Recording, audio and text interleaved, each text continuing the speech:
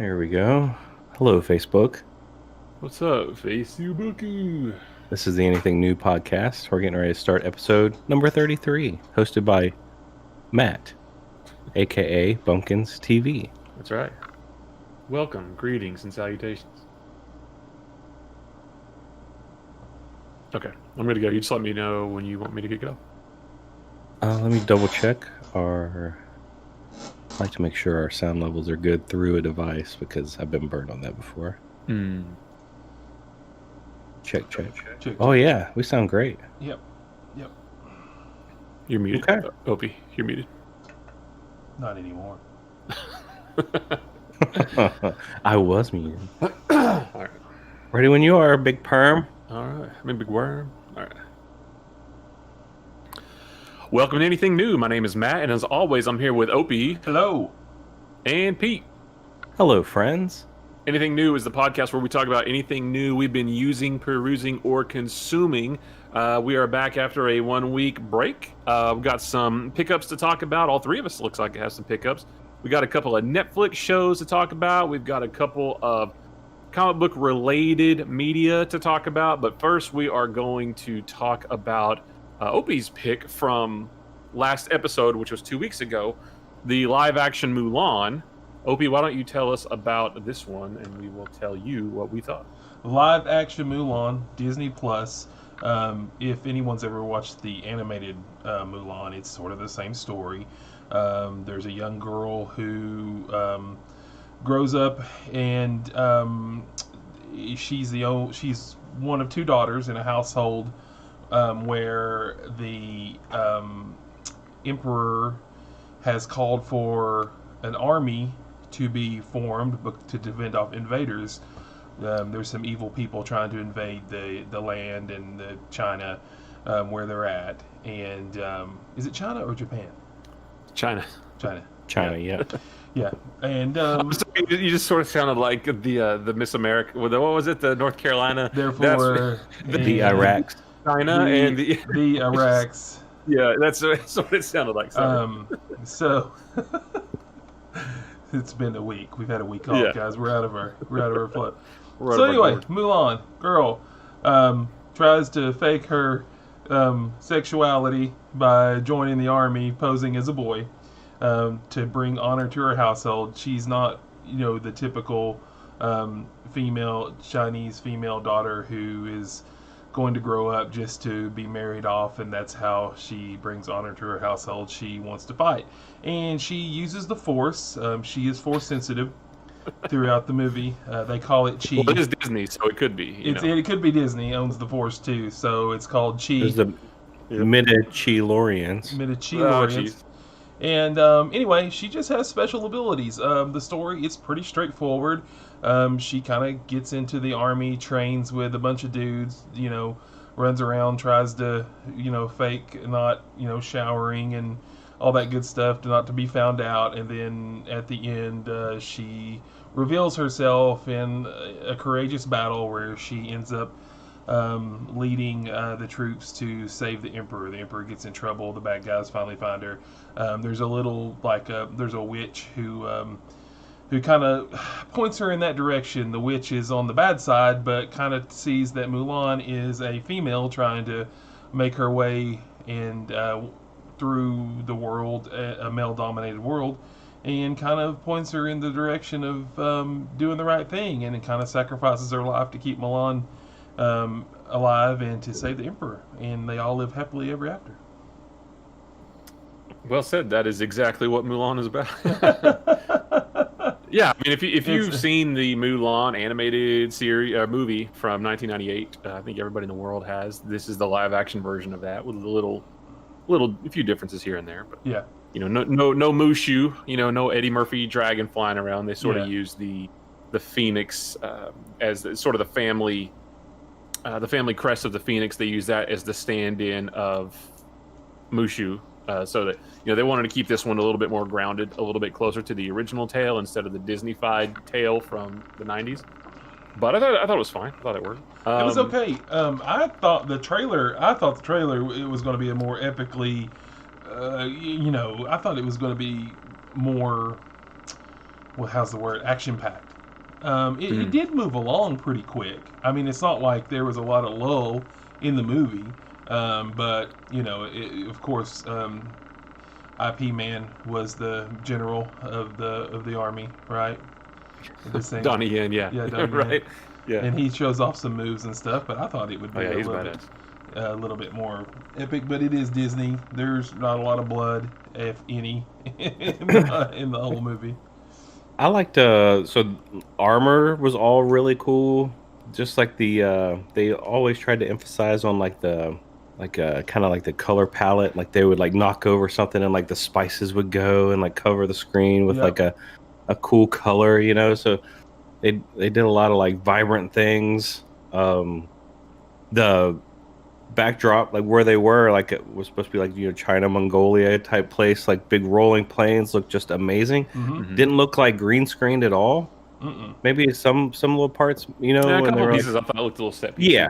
Yeah, like where they were like in the areas like where it was like the green ice or whatever that was that they were on, like the sulfury kind of area, like where she was fighting the chick with the white makeup on. Yeah. Which but yeah, like the horseback riding through the plains, like just looked amazing. Maybe jumping up on top of the horses and shooting arrows and all that. I loved how they would like flip the camera. Sure. They did a lot of things like with the perspective. So like when she would flip, like the camera would like rotate, and like you'd be upside down with her. I thought that was really cool. Yeah, it started out a little slow, but then action kind of got rolling, and it's good story, good meaning.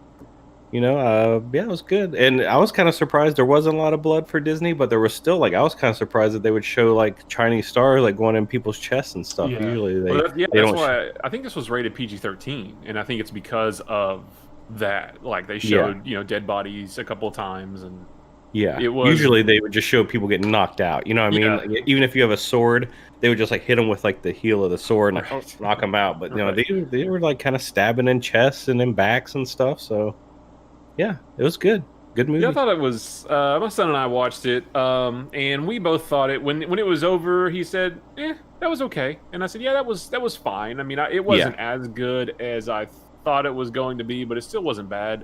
Yeah, I'm like you, Opie. I saw when the trailer came out, I was like, "This thing looks just so epic," and the music was so good. That's something too. There was no musical numbers from this, like there was in the animated movie, because again, it's supposed to be a little bit more serious, a little bit more real. But they did pay homage to some of those, like some of the background music was some of the songs from the animated movie just slowed down or whatever.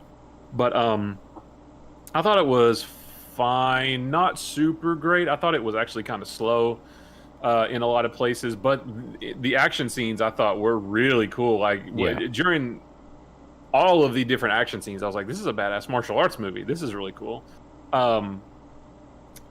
I thought they used the trope of her, her chi and how she could jump up and kick a thing and make it, a spear or an arrow. Like that, I thought that was a little bit overused. That was like that's like her finishing move, I guess, if this were Mortal Kombat. But it was good. The girl who played Mulan, I thought was fantastic. I thought it was excellent casting.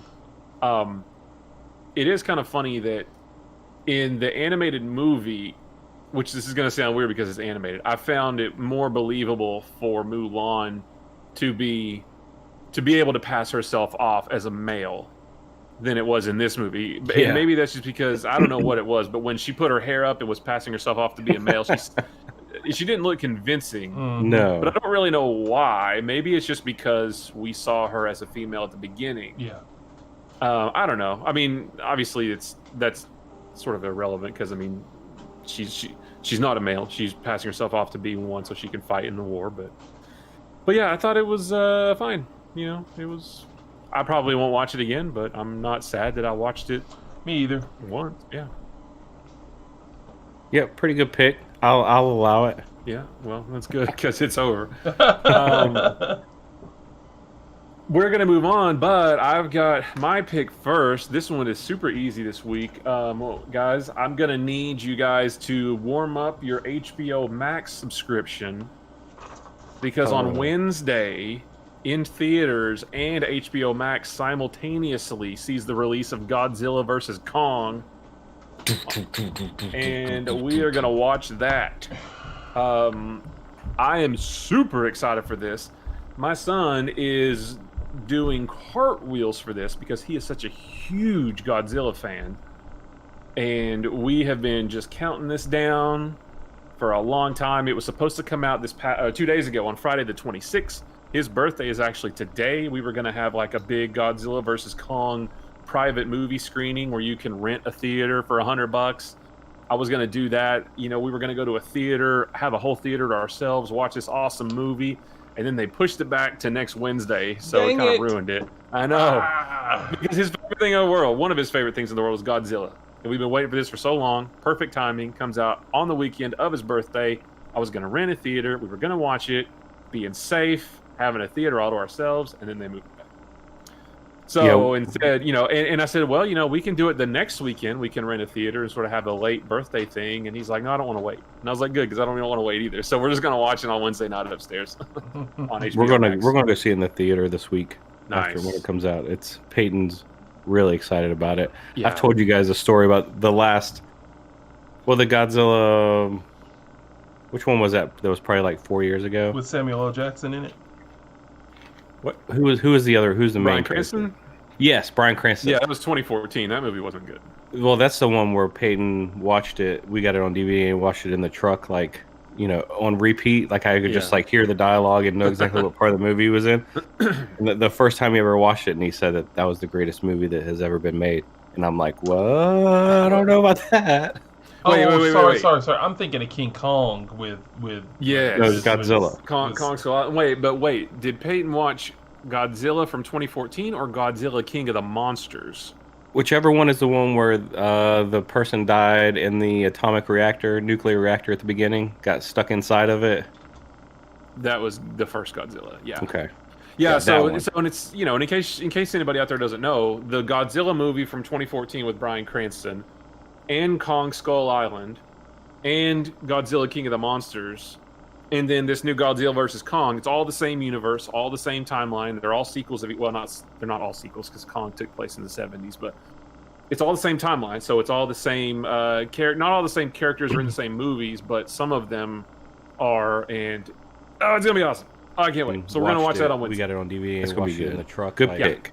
Yeah, awesome. So so like I said, we took a week off. All the same characters are in the same movies, but some of them, you know, so our last episode was 2 weeks ago, so some of this stuff seems a little bit outdated at this point, but we still want to talk about them anyway because we didn't get the chance to.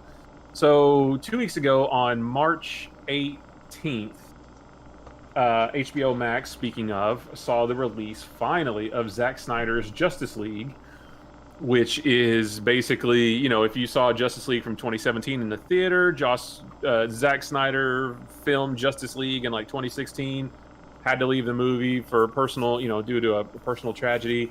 Joss Whedon came in to finish it and instead reshot 60% of the movie, and we got the whatever that was we got in 2017. Zack Snyder said that my movie is finished, it just needs some VFX work. The big release the Snyder Cut campaign happened.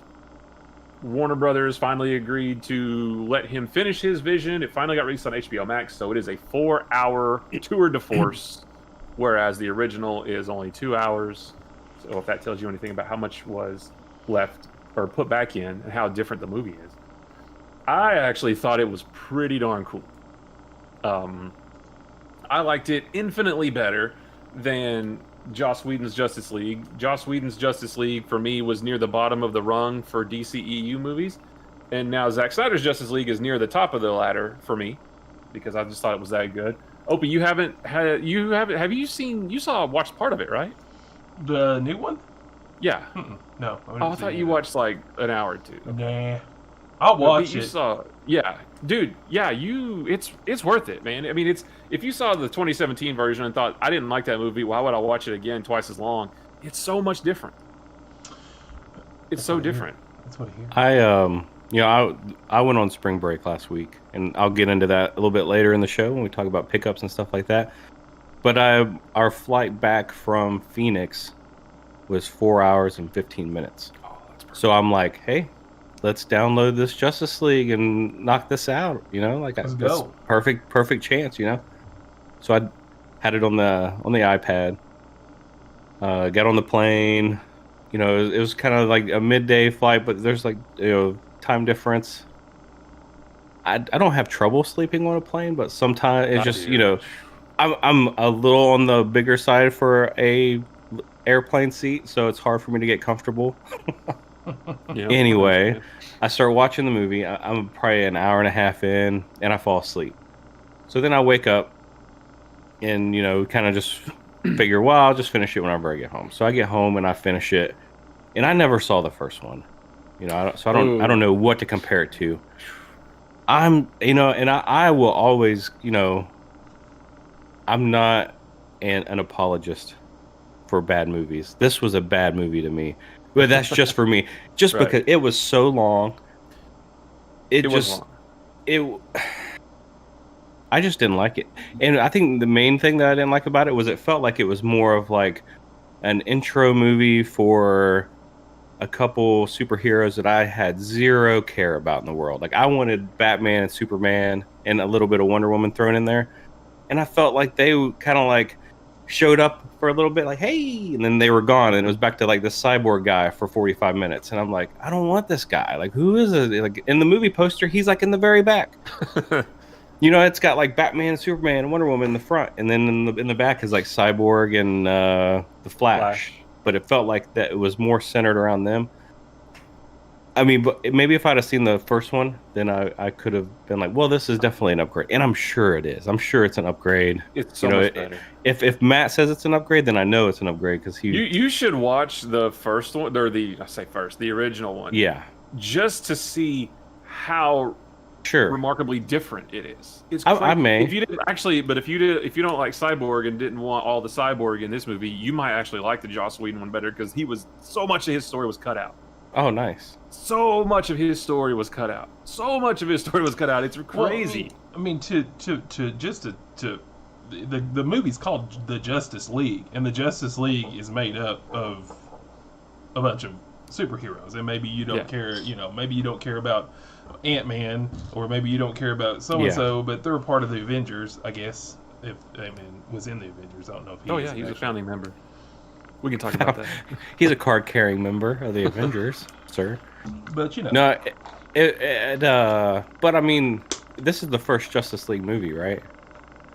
Yes. So it just seems like it would be more about, like, I could see like the next Justice League kind of being more about the side characters or the backup singers. But this one should be, especially after like Superman died. Like it should be. I don't know. I was just a little disappointed in Well, the way that the screen time on the certain superheroes. That's all. well, you have to think about. So it was filmed 5 years ago. It was released in theaters 4 years ago. Yeah. It's basically a sequel to Batman versus Superman. Yeah. And Which I didn't hate. I didn't hate Batman the versus director's cut is Superman. actually pretty decent, except for Doomsday at the end. But when it was filmed in 2016, this was going to be the introduction of Flash and Cyborg and Aquaman to the DCEU, and then Wonder Woman only was in Batman v Superman for just a little bit, so it was actually it was like sort of like her big time to shine too. So this was sort of the springboard. Where at the time this was going to be the springboard for Flash into his own movie, Cyborg into his own, Aquaman into his own, Gotcha. and Wonder Woman. This was before the Wonder Woman movie as well. So this is sort of the thing that this is like reverse Marvel, the reverse MCU, where there's one movie where they're all in and then they split to their individual ones. And then plans change. Joss Whedon's Justice League wasn't received very well. DC changed their whole trajectory for how they're going to do all their DC movies. But I think to me, this makes up for everything, and they should just put all those old plans back in place and let Zack Snyder go on. I just thought this was so good. Like I said, Cyborg is the heart of this movie, is the centerpiece of this movie. In Joss Whedon's version, he's barely a side character. Flash was way better in this one than he was in Joss Whedon. He was still the comedic, or the comedy relief, but he still was sort of a badass and had a lot more to do. Wonder Woman was treated better. Batman was definitely treated better. Superman's resurrection was handled better.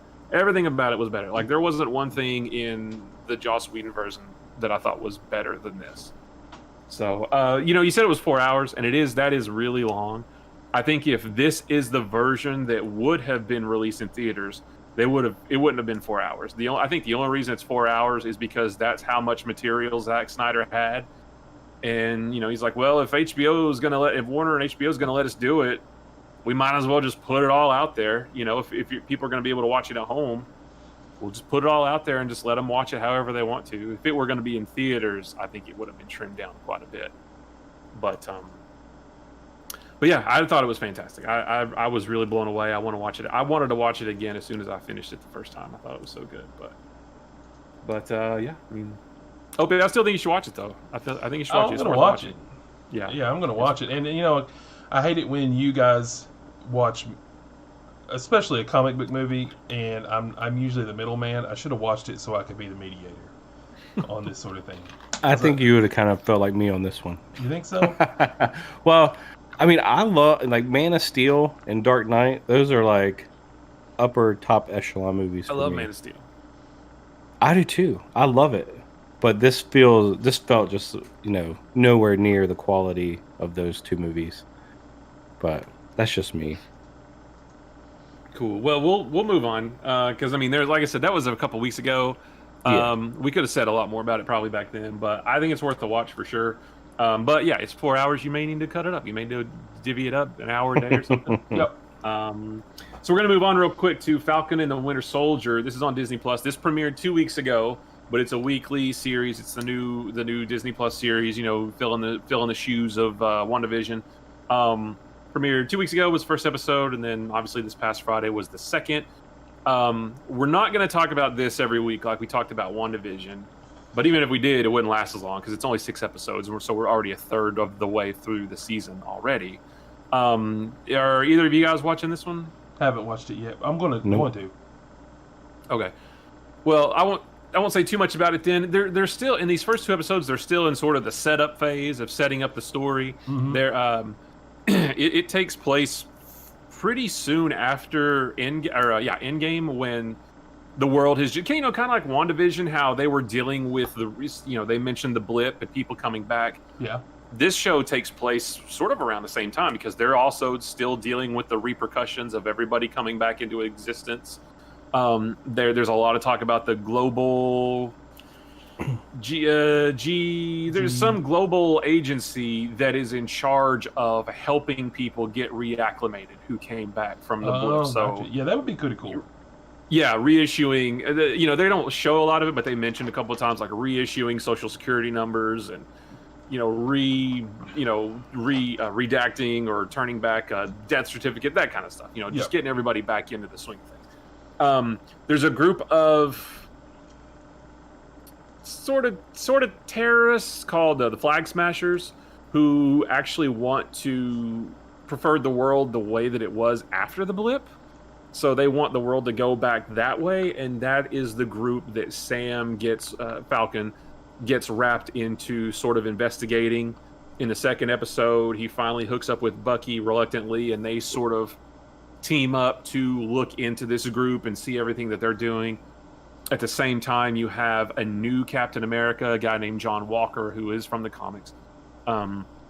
He's the new Captain America, but they're more parading him around as like a poster boy for, hey, look, America's back. And Sam and Bucky have some hesitancy about him because, he's not Cap. Bucky's mad at Sam for giving up the shield after Captain America gave it to him at the end of Endgame. So there's all kinds of that stuff going on.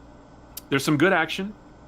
It feels like the action that you would have seen in one of the Captain America movies. It's a little bit more like, ground, fisticuffs and that kind of thing, rather than like spectacular, laser beams and stuff like that from Infinity War and Endgame. So it's more like, ground level fighting and things like that. But it's pretty good. The first 10 minutes of the first episode is this awesome like aerial sequence where Falcon's like being chased or chasing after a helicopter and doing the thing where he like pulls the wings in and he dives for a while, then pops them back out and shoots back up, and it's really, really cool.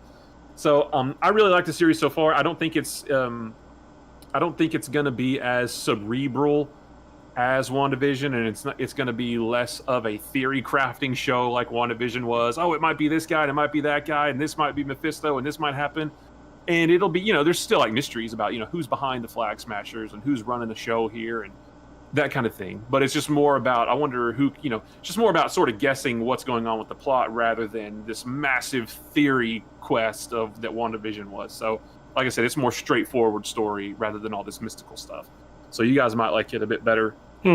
But it's worth watching, especially if you liked the sort of the Captain America side of the MCU, like the ground level fighting and those types of stories related to government and that kind of stuff. It's more of that than the mystical, crazy WandaVision stuff. Mystical, crazy Wanda. Yeah, but it's good. I very, very much like it. I wish it were more than 6 episodes, but each one's like 45 minutes long, so okay. It's still like a 4.5-hour movie by the time it's all over. So, I look forward to it every week. So, I highly recommend it. We're gonna move on to The Last Blockbuster on Netflix. Which one of you had this one? That's me. Yep. Last Blockbuster. It's on Netflix. It's a documentary, and it's about the last Blockbuster. Like the Blockbuster literal store, right? Last Blockbuster video rental store in the world is in a little town called Bend, Oregon. So for like the last few years, there were like a handful of them that were left. Well, as of like just last year, one of the guys, a guy who owned like 5 of them, just closed up shop on all of those, and they were mostly like in the Pacific Northwest and Alaska. So he closed, like the pandemic kind of like took him out.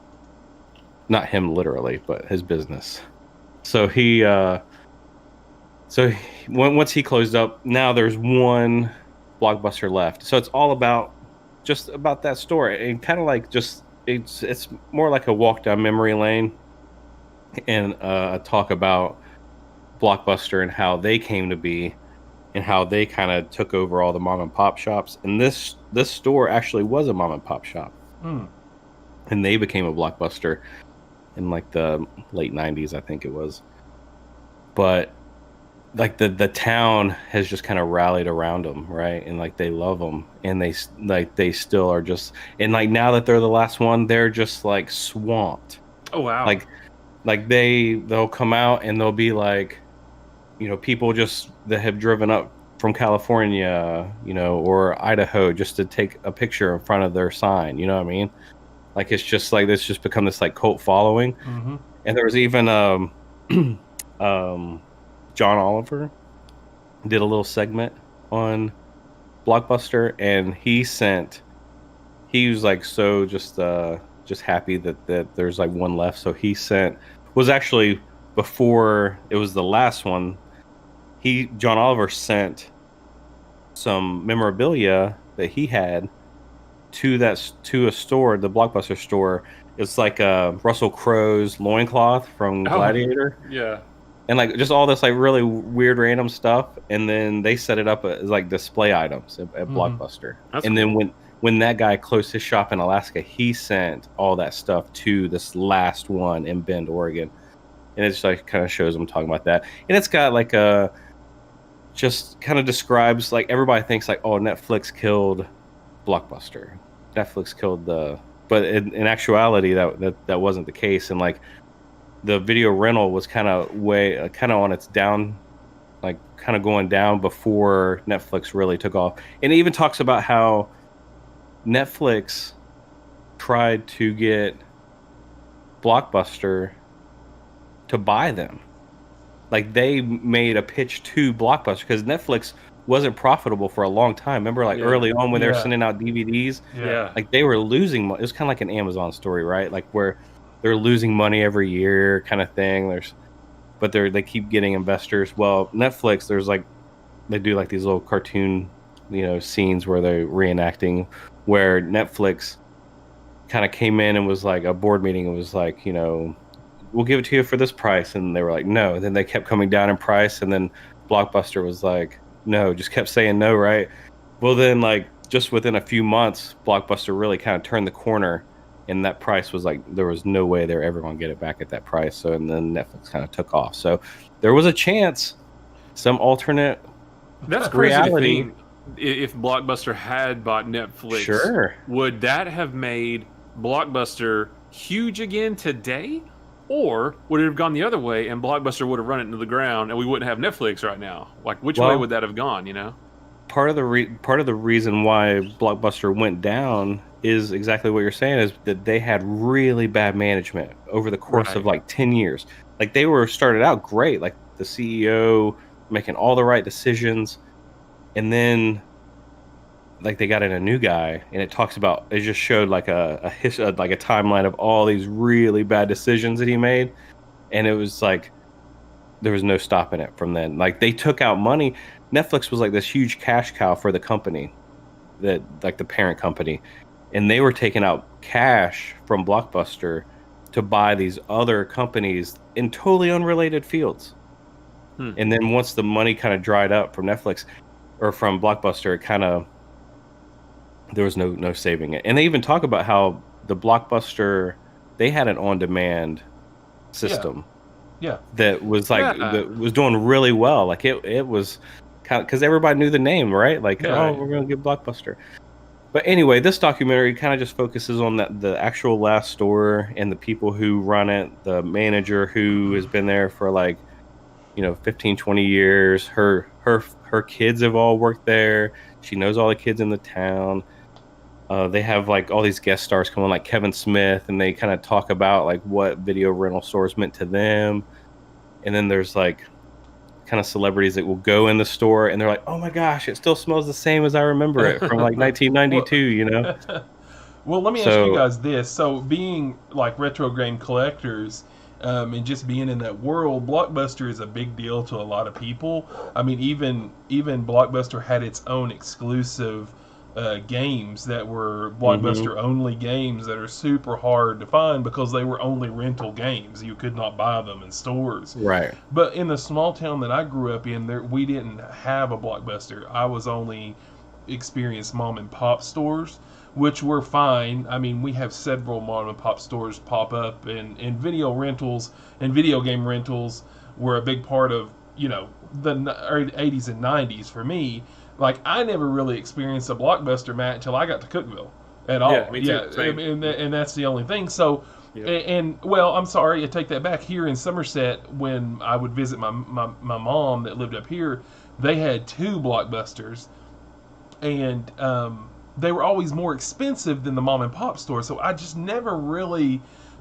It seemed like their membership was hard. You always had to have your Blockbuster card, when other mom and pop stores you really didn't have to have a membership. You had to just come in and you could rent them. So I didn't always have the greatest experience with Blockbuster. Or I'm not saying I had a bad experience. I just never really. Really, it wasn't ever my first choice to go rent games or go rent movies when I was growing up. I was always accustomed to my mom and pop stores. But the thing about it is the 2 locations where the Blockbusters were here in Somerset, one of them, the physical building, is actually gone, but the sign is still there. Like, the huge Blockbuster sign is still there on 27. You know where Big O Tires? You know what I'm talking about, right there in front of Toyota. Yeah, I know where it is. Over there by Arby's and all that. Yeah, and I've been thinking to myself, I was like, I wonder if I could, like, I'm sure someone would love to have that sign, and I wish I had the means to get it down, but it's one of those things, like, once you ask somebody, like, hey, I think Toyota, I think there's a car lot there that owns that piece of property that the sign is actually on. And once you ask about it, then people are like, well, what do you want that for? And then they're like, no, and then they'll take it down. But the other one, James, is on the north side of town, across from Big Lots here in Somerset. And it's a liquor store now. And the liquor store put their branding over top of the Blockbuster. Geez. It's still the shape of the ticket. But it's Eagle Liquor Store. It's a liquor store. Oh my god! Yeah, it is. It is. That's funny. It is, but you can still see the shape of it. But the sign, they just painted over it, and I bet you the original stuff might be under it. But that's just kind of a pipe dream of mine, is to have, like, I'd have to have an electrician and have to have someone with a trailer because it's a huge sign. Yes, Oh, yeah. Where would you even put it? You know? Well, I would put it in storage and just eBay it. I wouldn't keep it. Oh, word. Yeah. Yeah. It's on top of your house. Yeah. So One of the things that I thought was interesting on this documentary is they have like all these mom and pop places because, you know, they all kind of came in and said that the reason why Blockbuster became so big was they did that, like before Blockbuster, like if Opie owned his own video rental store, he had to buy the new Terminator 2 movie from, you know, the production company. Yeah. And he might have to pay like $500 per movie, per VHS tape, right?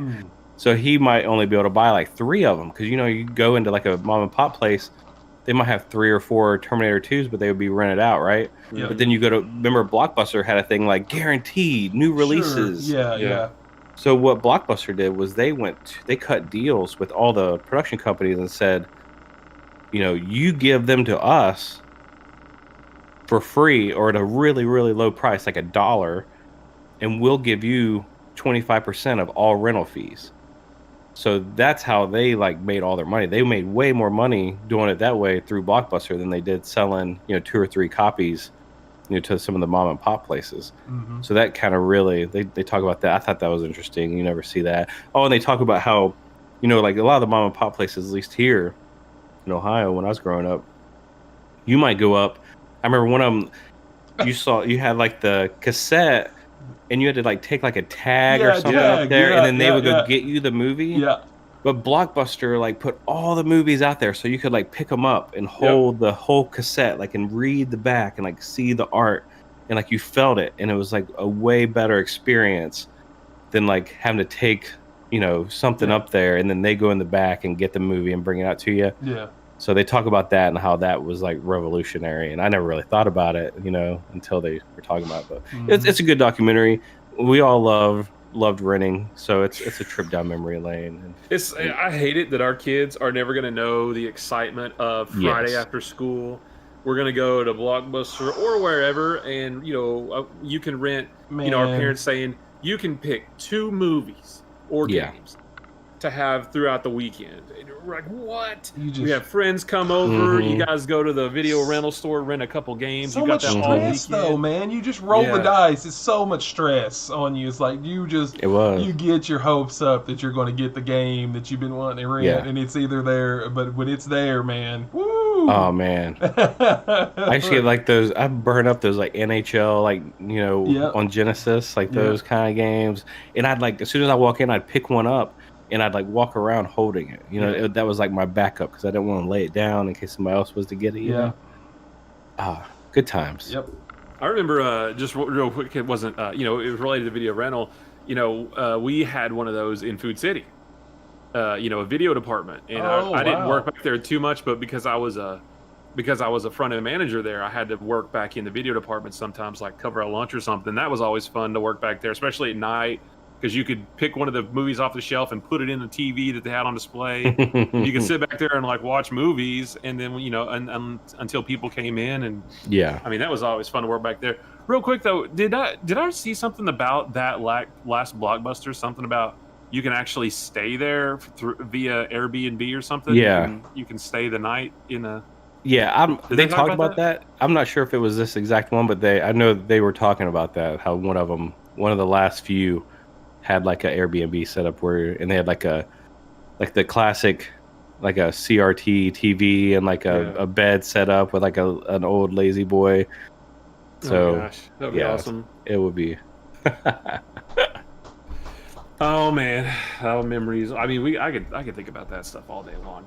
Next up is Formula One: Drive to Survive. This is also on Netflix, but I don't know what this one is. It's mine. It's the 3rd season. I think I haven't talked about it on this podcast before but there is a Netflix docu-series about Formula One racing, and I know a lot of us here know what NASCAR is, but there's probably not anybody listening that's a Formula One fan, including myself, until I started watching this documentary. And I'm not going to say I'm so much of a Formula One racing fan as I am a a fan of this documentary, but I just watched the third season, and it's the one thing I haven't binge watched anything in a while until this.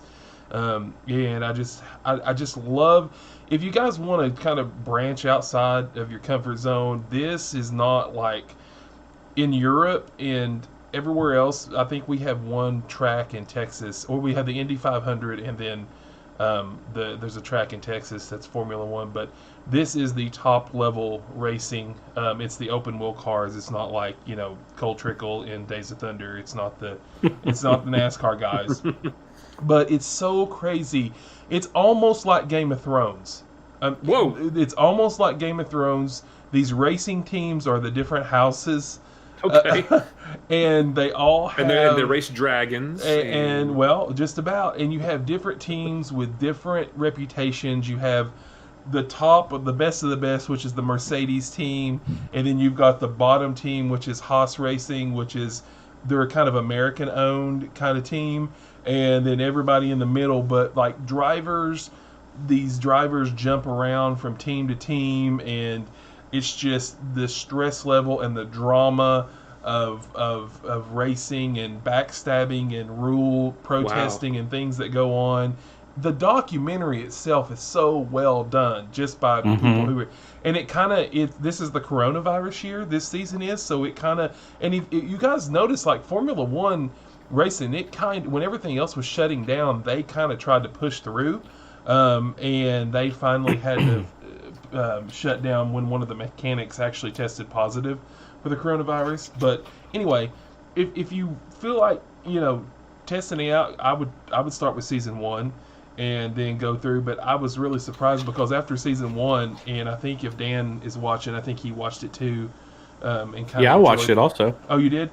Yeah, we talked about season 1. Remember, it was all the drama with the Red Bull driver and all that stuff. Yes. It was good. Like you said, you could not know anything about Formula One, but it's like a top-notch documentary series, and like super well shot. If you have like a home theater system, the sound is just amazing. And slow motion wrecks and like all kinds of cool stuff. It's really good. Crazy wreck there's not going to spoil anything.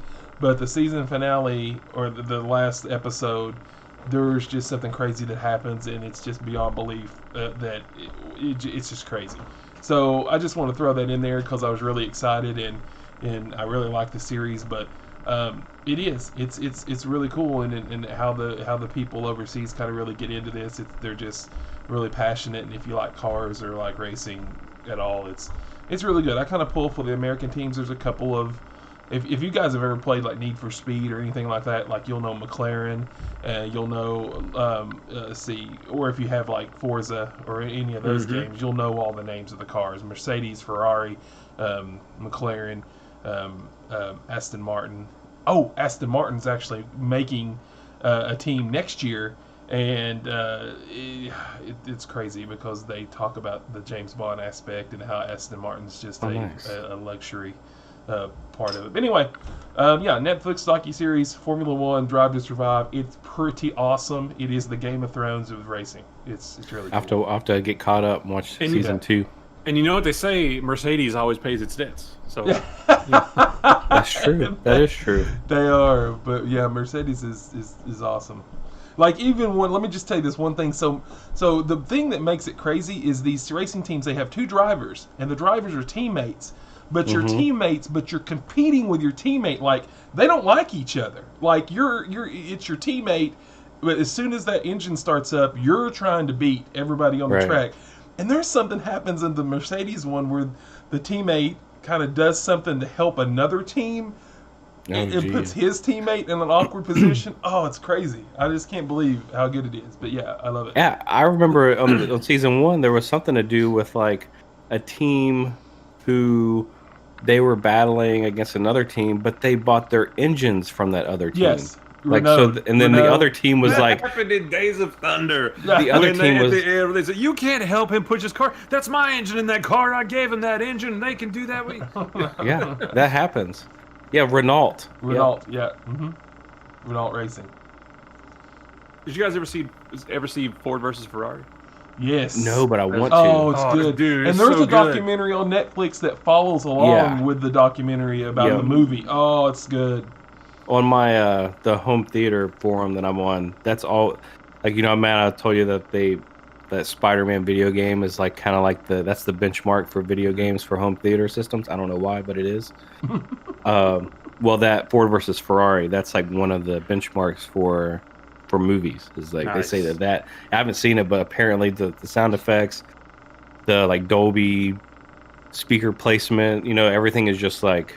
It's supposed to be just incredible for that. So I do need to check that out. Ford vs. Ferrari. I need to watch. Yeah, so good. I used to use the Matrix to test out like my surround sound and stuff. The scene in the first one where Neo and Trinity go into the lobby of the office building with all the guns, and there's like the slow-mo of the casings hitting the floor. And the What about? I used to always like watching the Battle of Hoth in surround sound. Is that old though? I'm sure like some of the remastered stuff might have like Dolby Atmos and stuff, but yeah. But I was like, watching Hoth. I have to watch that. All right, Pete, why don't you tell us about your pickups and where you've been for the last week? Okay, so my pickups. I'll start off by saying, so we weren't here last Sunday because it was spring break, and we went to Arizona. It was kind of like not an impromptu trip, but we had a trip planned to California last fall.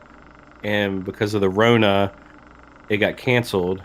And then, so we had to use like our airline ticket. Like totally lame. Like they won't give you your money back, right? Like they should, right? If you buy a ticket and then like they can't take you to where you want to go, or you know what I mean, then they should just give you your money back. But they don't. They give you a voucher that you have like 6 months to use. So we had these vouchers that were about to expire. My wife's like, hey, why don't we just plan like a fun trip kind of somewhere that we wouldn't normally go? Because if it's a trip, there has to be a beach involved for my wife to go. Like that's just like the way it is. Usually my vacations are tugging around chairs and coolers and putting sunscreen on kids. That's my vacation, which I'm more of like, I like to go see things and do all the touristy stuff. That's what I like to do.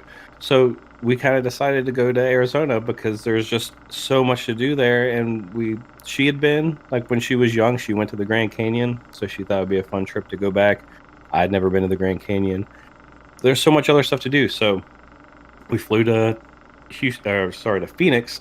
And from Phoenix, it's kind of like a huge city. It's like the 4th or 5th largest city by area in the country. So I didn't know that, but it's massive.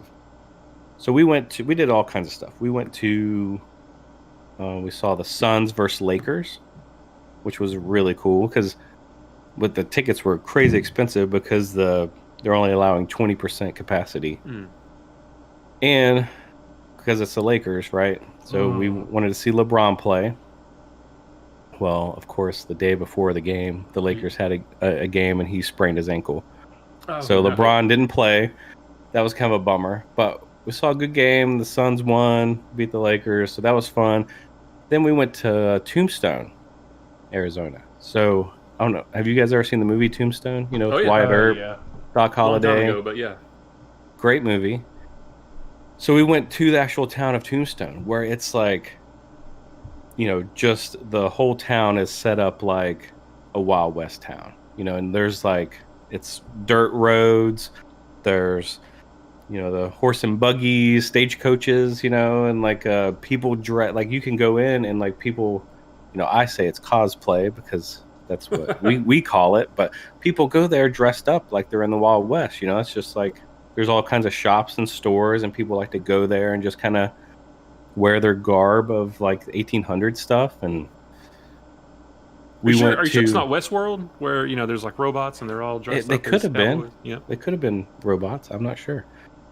But we went to the actual OK Corral, and we saw like they had a live action role play LARPing. LARP, yeah. Yes. They had some LARPing where it was, you know, it was all set up, and like they had all these actors out there, and they had Wyatt Earp and Doc Holliday, and there was like really loud, like they pulled out his gun and he shot it, and it was like super loud, and like so my kids were like all into it. They're like, oh my gosh, and people, you know, getting shot and rolling around, and it was really cool, really awesome. Pax, my youngest, he's like so into like Minecraft and stuff, and just like anything to do with like digging in dirt and rocks. And they had this big thing like where it was like a big water wheel, and it would come down this big trough thing, and you could you know, buy these big things of dirt and like put in there, and there would be like, you know, rocks, and he was like sifting like the thing, you know, and so Gold, yeah. he talked about that like the whole trip, how cool that was, you know. So we did that for a day, and then we came back, and then we went to the Grand Canyon, which was awesome. You know, Grand Canyon is very grand. Yeah, the pictures look you know? Awesome. Here's Can a I little say tidbit. one thing? Your Sure, family, absolutely. your family is the most hoodie-wearingest family I've Oh my ever gosh. seen. How many hoodies do you all own? Every single one of you in every picture wear hoodies and everything. Well, that's one of the things I was just getting ready to say. One of the fun facts. So, you know, we're in Phoenix, right? And Phoenix is a valley. And in the grand scheme of like terrain, Phoenix is a valley, and it's so hot, and there's cactuses, and it's desert, right? Yep. You drive 2 hours north. You go up so much into elevation that it was like 45 degrees. Oh my wow. God. So, like, we got up to a point, it was like 7,500 feet above sea level. Like, there was like signs, right? And it's like, but it's totally flat. Like, you could drive up all this, like, a valley hill. Like, you could drive up this hill forever. And you get up to the top, and it's totally flat as far as the eye can see. And then you're just driving at that sea level, right? 7,500. And I told Peyton, I'm like, hey, look up and see how tall the Smoky Mountains are, just so we can have some sort of reference here, right? Yeah. The tallest point in the Smoky Mountains. See what the tallest point is. It was like 6,800 feet. Oh wow. So we were on flat land driving for 100 miles above the tallest point of the Smoky Mountains. So I thought that was kind of cool. So basically, you drive out through there, and it got super cold. We weren't really expecting it. They had pants. I had shorts on, and I threw a hoodie on. It was just crazy. But yeah, we got out there. Grand Canyon was awesome. But me being kind of neurotic about safety, I'm like, there's not like any safety rails out here. You could just walk off the edge, you know? You could. It's like the Death Star. There's no sort of safety rail. Yeah, it was nuts. So we went up there and spent a day up there, and came back through Sedona, which is a really cool town. Like all those kind of, they call them buttes. You know, they're like the land formations that kind of come up out of the ground, of like spires and stuff, like really weird land formations. So we spent a day there. It was cool. So that was it. But my pickup was we were coming back. Oh, I went to In-N-Out Burger for the first time. You went to didn't you go to Whataburger too, or Whataburger? Whataburger, yeah, went to Whataburger. And you went to some vintage clothing stores too, didn't you? We went to a vintage clothing store, yep, and I was sending pictures to Opey, you know, because like how vintage are we talking? Like what kind of vintage? 90s. 90s vintage. Okay, Yeah. So just our old clothes. Yeah, our vintage. clothes, yeah. Great. There were like starter jackets and stuff like that, old basketball jersey. Did you even old consider t-shirt. going to Slobby Robbie's, or were you just the way? No, it was that's in Tucson, Tucson, which is about an hour and a half to 2 hours east of Phoenix. So we might run into Nintendo. Yeah, I know. I was gonna say, apparently that where he's Arizona at? has every thrift store in the country is in Arizona. You could have just But so I went to a video game store. Remember that store that you talked about, Opie, a while back, the Game Swap? Yeah. It was on that documentary. So there was a Game Swap in Phoenix. So I went to the Game Swap there and got a Sega Genesis game. Ooh. It was the thing that I really liked about it was the back sticker said $20. But then the front sticker said $3.99. And I'm like, what a deal. Quad challenge. So this is like a 4-wheeler game. You know, but I always open them up, and if it has like the warranty card, I always think that's an extra bonus. Complete, you know? yeah. Yeah, so it's got the, like, a lot of them didn't have the manual. You got. But this had Speaking of our boy, case. so Matt. Speaking of our boy Tendo, I was watching one of his videos. I don't know if you've not watched it in a while, but he was digging in the bottom of those bins and came across a load of 3DO games. Like I saw that video, but I didn't. I was like, I 3DO can't. Yeah. Dude, CDs, and it had all the cards and stuff and all that crap. Man. It's like, you lucky son.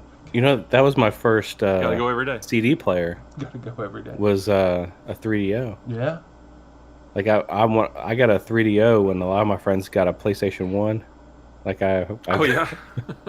And I love that 3DO, man. It was awesome. It was the front loader, the Panasonic one, not the Gold Star.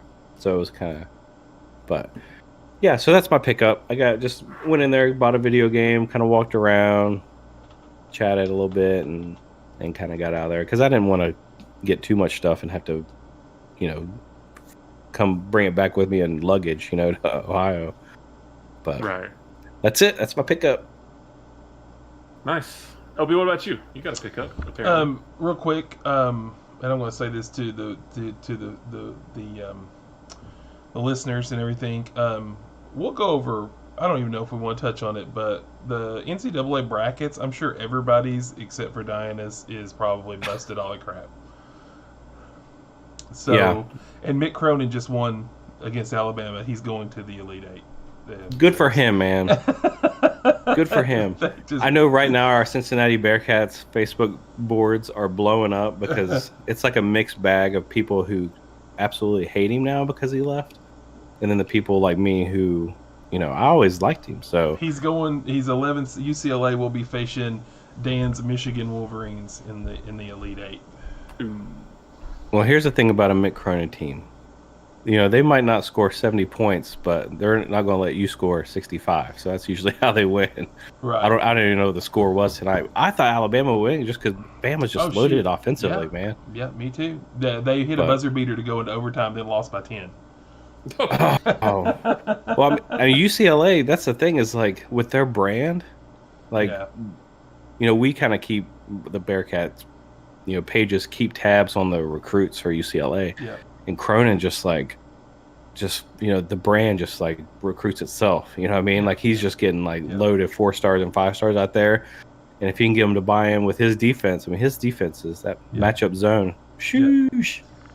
Yep. Well, I picked up a few things. It's been a while since I grabbed a pickup, but I was actually shopping at our Super Kroger, and I was sending Matt some messages, and I think I even posted this on the Discord. But I ran across, they had a whole new line of the Mega Blocks or Mega Construct minifigs. They do these random movie video game license lines, they started off with Masters of the Universe, and mixed in with that was a Futurama, and mixed into that was Star Trek was like the Wave 1, and then they did like a Wave 2 with, I think they had a turtle and a couple other things. But this one was kind of more video game oriented. It actually had Borderlands, had a Claptrap and a Psycho from Borderlands, the video game, in it. They also had one of the guys from Splinter Cell. I can't remember which one it was. Sam Fisher from Splinter Cell was on it. They had Predator and a Teenage Mutant Ninja Turtle, which is the comic book version of the Ninja Turtle. The old school one. But I picked up the Predator, which is active camo Predator. Ooh. So you can't see him. Right. In which not too long ago, a couple of months ago, I picked up a Dutch, active camo Dutch, or actually it was Heat Vision Dutch. Right. And then regular Predator in a 2-pack. Oh, they should have camo Dutch, and he's just all brown from where he's hiding in the mud. And then I got the Michelangelo. I think I've got the Raphael to this, but this is, like you said, it is the comic version, so he looks all like comic drawn. But he does comes with an orange bandana. Because if you notice in the comics, it is cool. The first comics were black and white, right, Matt? With the first, they were. Very first original one, and then they all had the same red headband. And not only that, I picked up a Hot Wheel, which is the Masters of the Universe Land Shark Hot Wheel, and these are starting to show up. There was a Wind Raider this same Hot Wheel version that was out there, and I never ever saw it. I never could find it. But I'm going to keep going back to our Super Kroger. Our Super Kroger's like a Super Walmart. It's got dry goods and a pharmacy and clothing and stuff in a Kroger, and they've got a toy section. And no one ever goes and thinks to go there to look for toys, so they're always loaded with like the Hot Wheels and Lego. They have some really good Lego there. But the Mega Bloks especially, they've got all the Pokemon Mega Bloks, which I'm really surprised, as hot as Pokemon is right now, that someone hasn't ravaged the Mega Bloks. I mean, I don't know how people aren't looking for those. But I may go back, and if I got the ones that I thought would probably be gone pretty quick.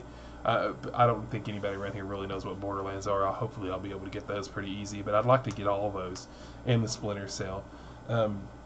But Matt, they had a case and a half of the Masters of the Universe skulls. Oh, yeah. Yeah. No, dude, I saw 3 of those at Target. My Target of all places. My Target, which doesn't even have toys in its toy section, but they had 3 of those. Our friend of the show, Henry, he went to a I guess it was just like a toy convention that's actually just like 20 minutes from where I am, and I messaged him and said, hey, you should stop by. I guess he kind of had a packed schedule for the day, but he shared some photos on our Discord about kind of things that he saw there, and like the crazy outlandish prices, that just some random stuff like, blow up, like vinyl toys or something, like they'll just crazy stuff that's going for big money. So yeah, here's a picture of all of those in that, and it's on our Discord as well. The Claptrap, the Psycho, and that. So I'd like to have those. Nice. I really like those. But cool. Well, I just have one that I got that I would have shown off in the last episode, which means I didn't actually have a pickup for this past week, but I've been holding on to this one for a while. I'm trying to cut back on my action figure purchasing, but I couldn't, and I've actually canceled a couple of my pre-orders of a couple of them, but I had to go ahead and get this one. It's the McFarlane Toys Robin. Oh, is that the Crazy Robin? Damian Wayne, yeah, Batman's son. Sorry, the glare is killing it, but yeah. So I picked up Robin to go with my Batman and my Nightwing and my Red Hood and all that stuff. This is the one I showed you, Matt, that you turned down that I saw in the thing. Yeah.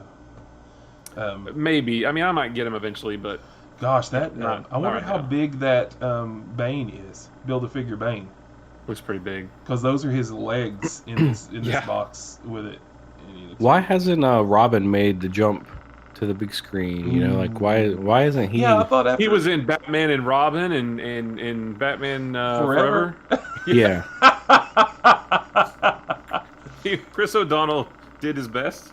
But I thought at the end of the Batman movie, when at the end of the Bane Batman movie, that was the segue into he was going to be Robin, the cop. Well, the Nolan movies never intended to go past that third one, Dark Knight Rises. They never intended on making any more. Oh. But that was and it was a different Robin. It was his real name was Robin. It wasn't like he was Dick Grayson or anything like that. So, but yeah, there was just their way of putting Robin. Giving Batman a Robin. They just didn't call him that till the end of the movie. Interesting.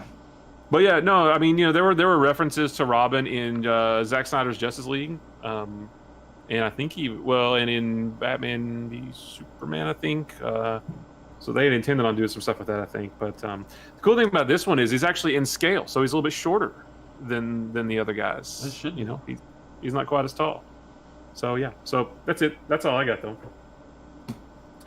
What else, guys? Anything else? It's good to be back. Sorry you guys didn't have us for a week. I don't know how you guys got through it, but I don't know what our listeners did without us, for over the last week.